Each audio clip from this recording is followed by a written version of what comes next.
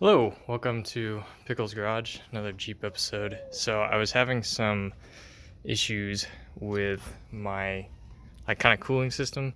So when you're driving, everything is fine.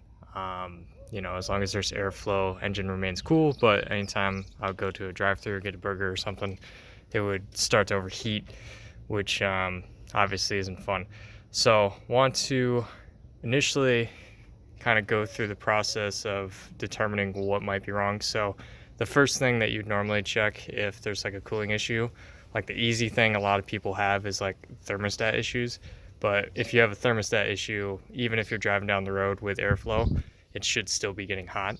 So identifying some of those issues where, if you're driving and it's cool, but when you're stopped, it's getting hot, that usually means it's related to the fan itself.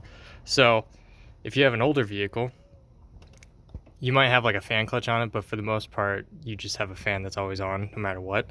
And some people like those, some people don't. It's kind of like a drawn horsepower, and a fan clutch is a little bit better. It's more sophisticated. But these electric fans actually only come on typically once it starts getting over that halfway point on your thermostat or on your temp gauge. And so it's more efficient and it's better. But if there comes a situation where it's not working properly, it's a little bit harder to identify because naturally you can't really check if the fan is on while you're driving. So some people bypass it and they just have it on all the time. But what I found is I was looking down the wiring over here, and I had already kind of taken it apart, but it was just really, really poorly done.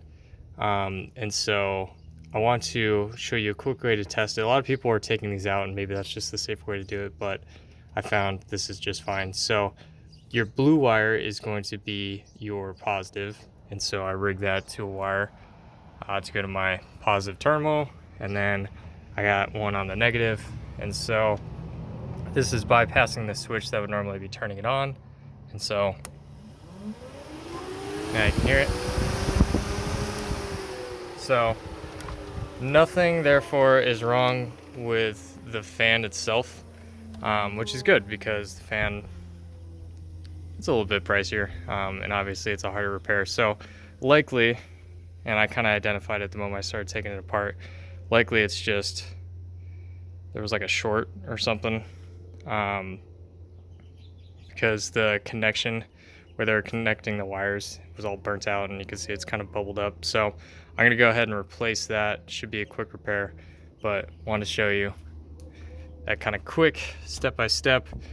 So you just connect it to the positive, have your wire going to the positive, and you connect another wire to the negative, take it to your negative.